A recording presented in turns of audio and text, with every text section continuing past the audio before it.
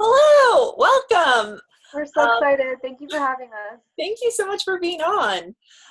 So all women bleed, but some of them can't afford period products. So I'm here with Nayanka Paul and Zoe Vella, the bloody bitches about their blog and their lives and fighting against period poverty.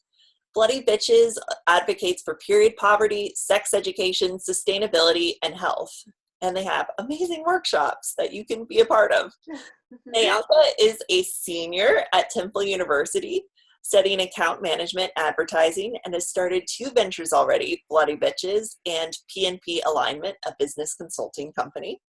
She also volunteers in her community with two mentoring programs in her city of Philadelphia.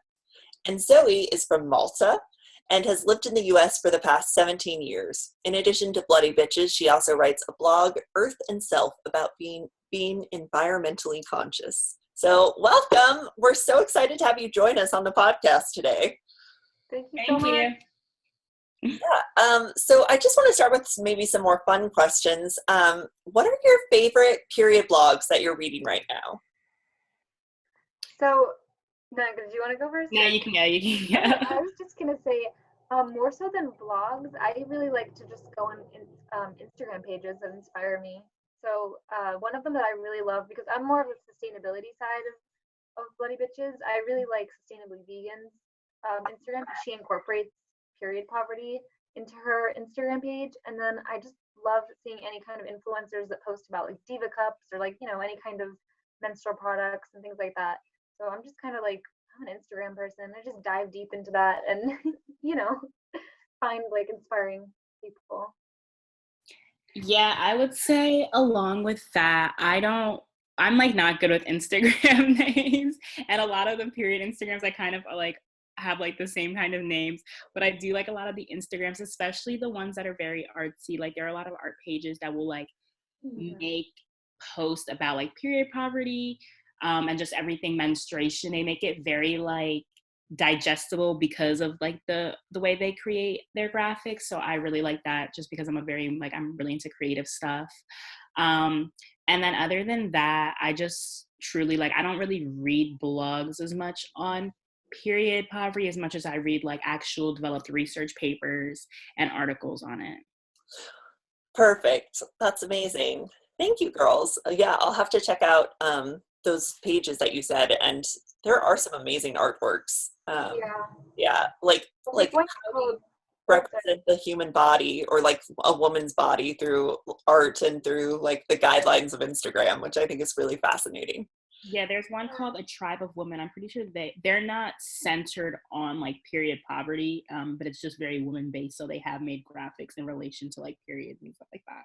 Oh, cool. I'll have to check that out. Thank you. And there's one called Period Poverty Movement, I believe, and they have cool graphics. I think they repost a lot of content, but they have good graphics on there too. And like Nayanka said, they're digestible pieces because they're not like obviously there's so much information to like understand when you're talking about period poverty. It's not just one dimension. Hmm. So they break it down really easily so that you can really understand it all, and it's not like overwhelming and all thrown at you. You know. Yeah. Oh, that's great. Thank you. And what are you girls doing in quarantine? What are you doing to stay sane? My time has been spent a lot on homework, unfortunately. But other than that, I've just been reading, catching up on like shows that I didn't get a chance to like when school was like actually like in session. um and just doing random just like fun things, going on like Pinterest, like friend dates, like just doing random. It's honestly just been filled with a bunch of randomness. And Yeah. I've been having a lot of I've been doing a lot of at-home workouts too because I like to work out a lot. So that always keeps me. Oh, nice. That's so good.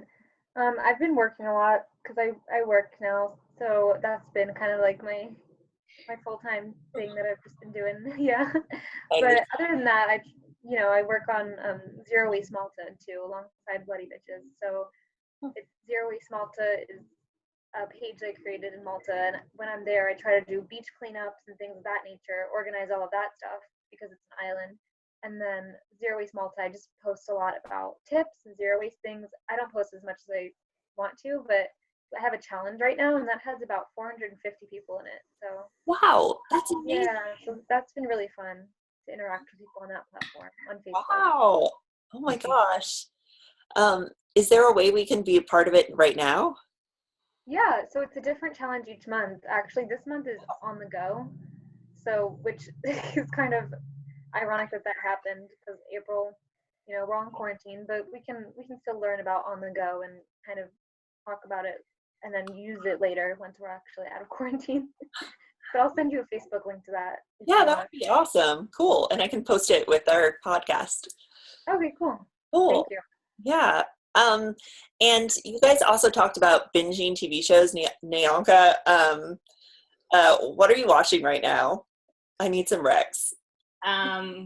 Okay, so like I watch kind of like a lot of shows, but the one show I just rewatched, I'm not sure when like people know, but it's like Lincoln Heights. It was this old show that was on TV.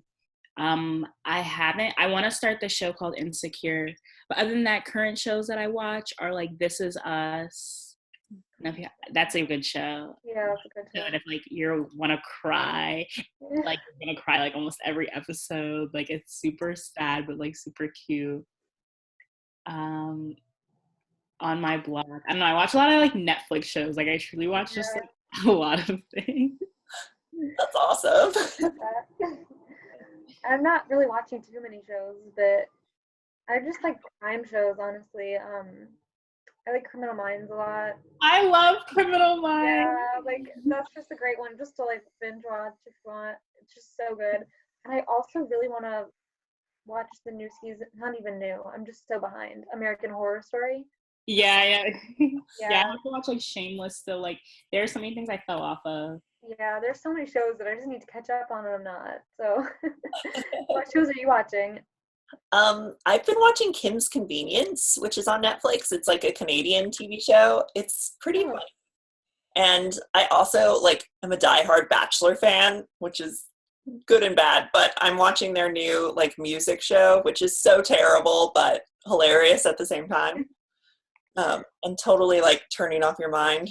So but sometimes you need that, you just I need it right now because I'm I can't leave my house. Yeah. Yeah. And can you talk about where you guys met?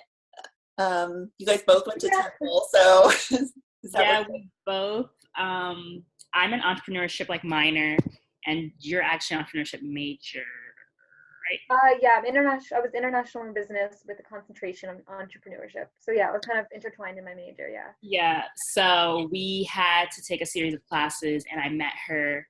We had a class together the first semester, and then the second semester we had a class together. And she came up to me because we had to pitch ideas. And my idea initially was having a subscription box to relieve period pains that would in turn help people that are suffering from period poverty.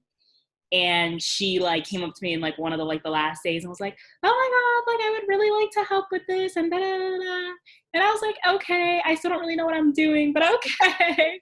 And then it happens that I had class with her the next semester, and we got closer and things like that, and we started to figure out more what we wanted to do and what we wanted things to look like. And this was spring 2019, so yeah. a year ago. Since then we really transformed things and shifted things around, and had a lot of discussions surrounding how we can best stop. I don't even think stop. I mean, we'd love to stop period poverty, but best grasp period poverty and just really help and make an actual impact that lasts a long time instead of just putting band-aids on issues. So that's been a large discussion within our organization. Yeah, can you talk to our viewers about what Bloody Bitches is? What is this organization that you guys created and started at Temple? So do you want to go first? I don't mind. Do you want me to? Okay, so basically Bloody Bitches, it's all about advocacy for period poverty, and we have different pillars. So we have lack of access, which is accessibility to not even just period products, menstrual products, but just bathrooms too, because some people don't have access to bathrooms. And we try to be inclusive to everyone that has a period, because it's not just women as well. So the lack of accessibility is our first pillar, and then we have our educational pillar, which is just surrounding everything regarding periods and stigmas and things that people just don't even realize is an issue. Like, people are ashamed of their periods. People don't realize how much the period industry and like plastic tampons and things like that, how that affects their environment. So there's a whole education pillar, and that period poverty aspect affects everyone of every class, race, everything. It's not just like lower income families and things like that, because education can be like a widespread thing. Obviously, it can be more prevalent in certain classes and things like that, but we just want everyone to know that it affects everyone. And then the last one is the fundamental rights, which definitely affects everyone, because fundamental rights deals with like tampon tax and like FDA regulations, just things that we should all be aware of that unfortunately like a lot of us aren't, and it's just not fair for our bodies, so we're just trying to bring awareness to all of that. Sorry, Zoe, I missed like the first half because my like screen like froze and like logged me on everything. You're good. So, No. whatever Zoe said. Great. And you guys you guys have your Instagram page, you have like a blog, and can you talk more about like the workshop that you guys just conducted, and will there be more? Yeah, so right now we run everything through Instagram. We just created a Facebook group called Be a Bloody Bitch. And then we created that for the purpose that people were like always DMing us, like, how can we help? How can we be a part of this? Or we want to learn more. So we're like, let's just create a space with like-minded people that have different perspectives, whether you're someone that's more on the sustainability end of things, or you're on the more education like thing, we could all contribute and generate solutions that could help our communities, especially those that are most impacted by this. So that's why we created the group.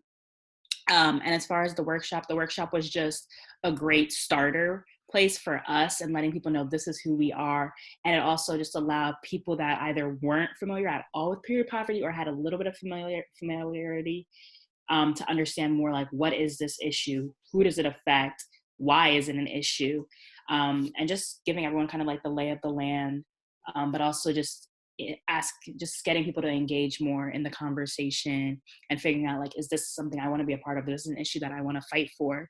And we got really great feedback after the workshop. And honestly, in the future, I would like to continue to keep that workshop, like that starter workshop, as something that we can continue to offer, because I know there's some people that missed and we're like, oh my gosh, you're gonna have more in the future. And it's just like, so I think that's a workshop we'll definitely continue to have, but then also adding additional ones for those that know a lot about it, and just other fun interactive ones that we can have. Yeah. Wow. So we should all pay attention to your Facebook group and your Instagram to see when we can go to that next workshop. Can you guys talk about becoming entrepreneurs, or this interest in entrepreneurship? It's really unusual to be an entrepreneur in America, to be an entrepreneur in the world. Can you talk about your interest in that and pursuing it at Temple? Zoe, you want to go first? Oh yeah, sure. Yeah, I was originally an art major, so that was like my, I don't know, because I'm really a creative person, and I think that's then what led me to entrepreneurship, because it's creative and it's like fun, and it's really hard, and it's definitely been a struggle lately with like having you have a job and you're trying to like do like multiple businesses and this that. It becomes a lot of hard work, but I think like finding a rhythm is important, and I don't know, I think it's gonna be rewarding in the years to come once we are doing something that we actually enjoy and that we feel passionate about. So that's my feeling about it. Yeah, for me, it was, I'm not an entrepreneurship major anyways, but for me, it was, I've always truly, honestly have known that I wanted to be in the business world somehow. And start my own business. And it became more clear the older I got, especially because the way my mind works and how articulate I am, I always want things done a certain way. I'm also very big on kind of having a solution-based mindset and being intentional with how we solve problems. And I don't like a lot of the way certain things are done. And I don't know, everything just kind of like came naturally. So when I figured out like this is the area where I want to be involved and this is how I want to do it, it was more so like I wasn't even thinking about like entrepreneurship as like the goal. It was kind of just like the goal was how do we end period poverty? I feel like I have a solution. Oh, I guess this is entrepreneurship. Like, you know what I mean? Like that's kind of more how like it fell to us from like a passionate place, I think. More than like it's like I always knew I wanted to be like a business owner, but this is very much more like, like I'm a solution provider. Type. Yeah, exactly. Yeah, I asked that too because I'm an entrepreneur myself. I run a theater company at night after I do this, but I also this Jubilance for PMS is a supplement that helps with with your PMS symptoms, and that's like my little entrepreneur baby. So yeah, I just think it's unusual and wanted to ask you guys about it. And Nayanka, I also want to know, what is Pnp Alignment? Can you talk about this other company that you've started? Okay, so fun fact, that's no longer a thing anymore. Oh, okay. Since we first got in contact, but I still do freelance consultant work. So it pretty much ideally is work that I was doing before. But the work that I was doing before with Pnp Alignment was mostly focused on helping young professionals with like resumes and interviews and things like that. But as the company grew, I realized a lot of my clients were ones that were looking to go the untraditional career paths, which are clients that I really did want to work with. So I was doing a lot of brand work too, like brand strategy work, so that which actually aligns with my major because my major is advertising.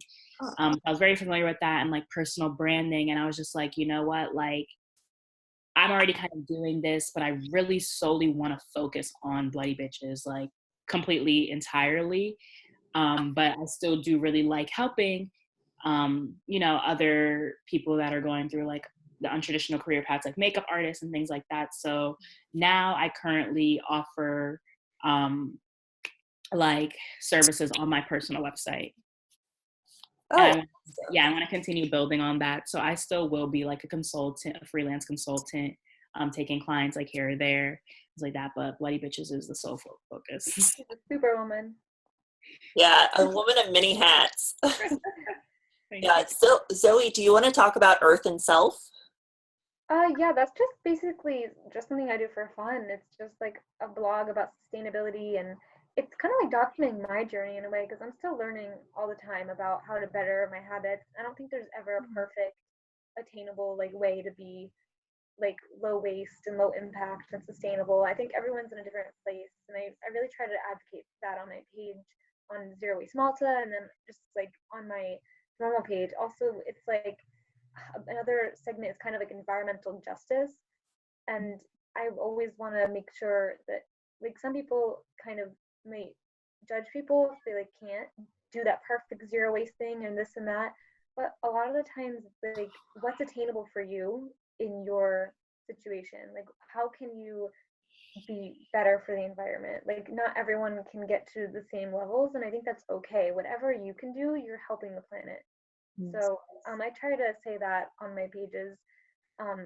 So that's the idea of, I guess, environmental justice, because a lot of times things are expensive if they're zero waste or like low waste. You know what I mean? Or buying organic, for example, and it's not attainable for everyone. So I hope that, I mean, that's something else that I hope to work on, maybe through Bloody Bitches too, because it's about sustainability as well. That kind of is Bloody Bitches too, actually, because our whole goal is to get people that can't afford period products, our period products. So, and it's sustainable. So they're going to be getting top-notch products and not just like the leftover bad products with bad chemicals that are bad for the environment. We want to give them the best of the best because they deserve that. Even if they can't afford it, they deserve it. So that's kind of our whole goal. Yeah, and even more than that, I think we're always like Bloody Bitch is an organization that can't be. I'm learning that's not necessarily set in stone. Like we're very much still learning, and kind of going back on what Zoe said, like how what's obtainable from someone else may not be obtainable. And so, yeah, our goal is to give people the same quality products. But what we're also realizing is that that also may not be very much possible, but we can still eliminate other things like pollution that's happening, where pollution is found in lower income communities and how it's affecting them, and just other resources. And we're just realizing that we have to divide our efforts and segment kind of how we can better help certain communities. And it might be like different from the beginning of our journey to later on. Like right now we support people that are getting products to lower income communities regardless of the products at the moment, because we want to just like help alleviate that, like having to just bleed, you know what I mean, without any products.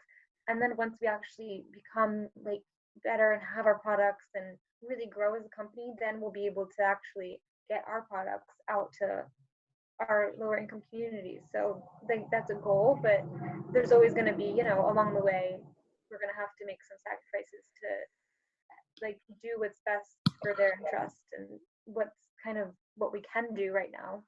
So it's very confusing, as I'm sure you know, as an entrepreneur. It's like starting up and everything. It never goes exactly how you plan. Yeah, I think something too is just like, even if we couldn't, because like for me, like those that live in like deep poverty, you know, they may not even have access to water. Like our goal isn't necessarily to even get, like if we can't even get them necessarily reusable pads, we would love to get to a point where we can purchase or donate like organic cotton free, like ones that are just better for you. Better for them. So if it's not obtainable for you to keep a cloth pad, like there's still like disposable, like better products, and will also help eliminate like the use of whatever is actually hurting the earth.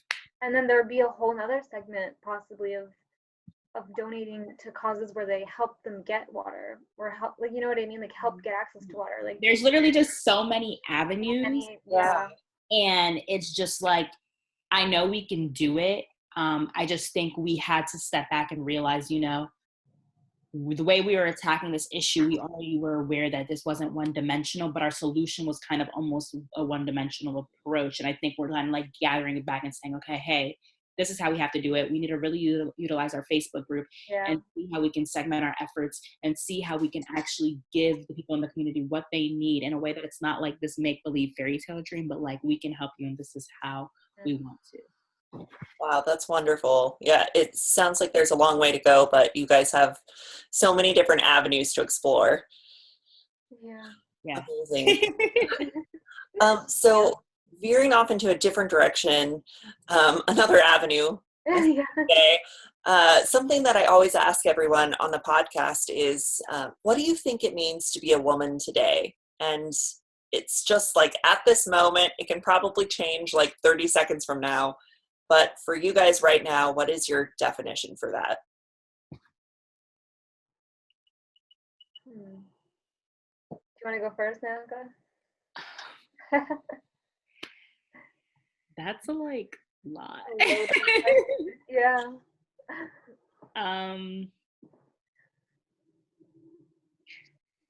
To be honest, I feel like,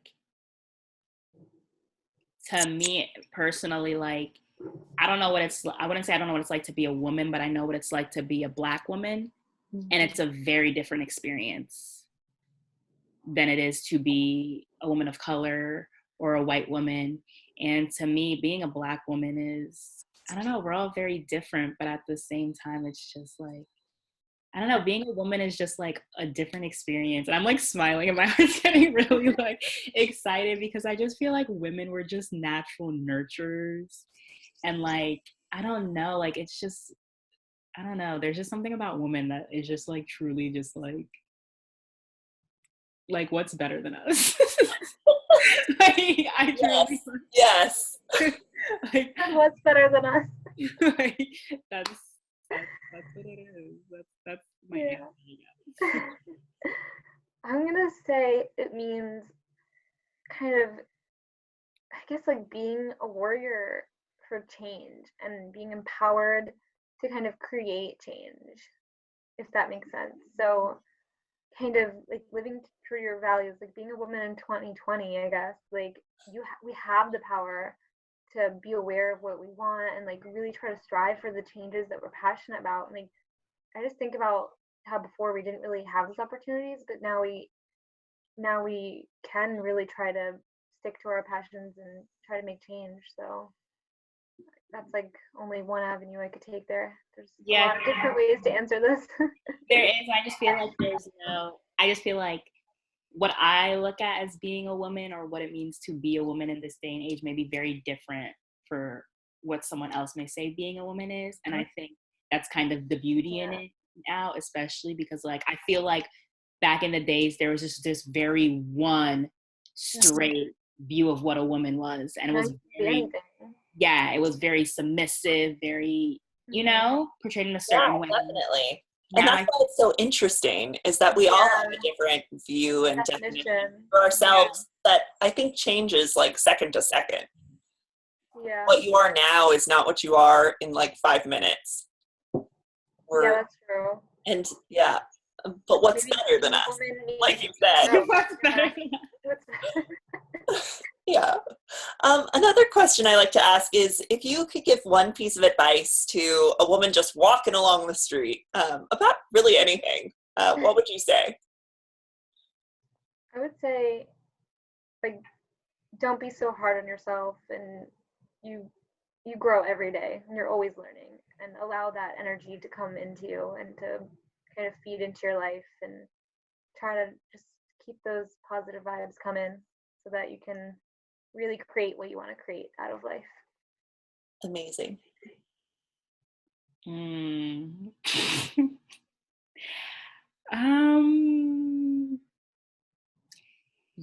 I think I would say to a woman on the street to always walk with your head up no matter what. And I mean that literally, and I would say figuratively. I think there's a certain presence when you have this certain confidence, even if you're not really confident, and I'm not going to say fake it till you make it, but just kind of reassuring yourself of what you have to bring to the table and knowing what it is that you bring and then following through with it no matter what. Like manifest it. Yeah, and just like and just being bold. Like I think a lot of times we're taught to kind of focus on our weaknesses, and it's not like overtly out there, but a lot of the times like women, we're so used to being shut down, we're so used to be telling to not talk and stuff like that. And I've seen it in myself, like sometimes the way that I just don't talk in certain areas, but it's just like no. So just continuously reminding yourself of your strengths and just walking in that. Thank you. And what is next for both of you? Graduation. Woo! Amazing. I'm so proud of you. In my kitchen. Are you redoing your kitchen? No. Oh. I'm just gonna walk across. I don't know. Walk to your kitchen. My diploma. No, but I graduate in 2 weeks. I'm looking for job offers. Hopefully moving into a new apartment. And working on Bloody Bitches. Amazing. We have a lot in the work for Bloody Bitches. And so I think Zoe and I are kind of just, it's going to be like another like kind of schedule shift for us. Now I'll kind of be more available in a sense, but I'm trying to see that even when I am more available, I feel like I always have a lot of stuff on my plate. Yeah. So, but I do truly hope that I can nail down and complete a lot of things I want to for Bloody Bitches.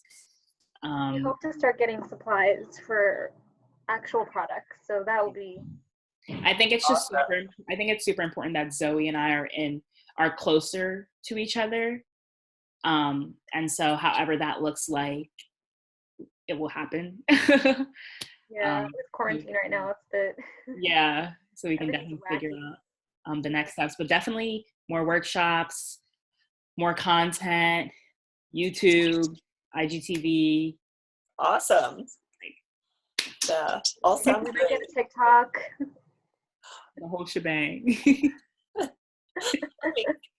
Well, I want to thank you so much for being on today. It was such a pleasure to get to talk to you, to see you last week at the workshop, and to hear more about your views today. Thank you so much for having us. Yeah, We really thank appreciate you. it. Yeah.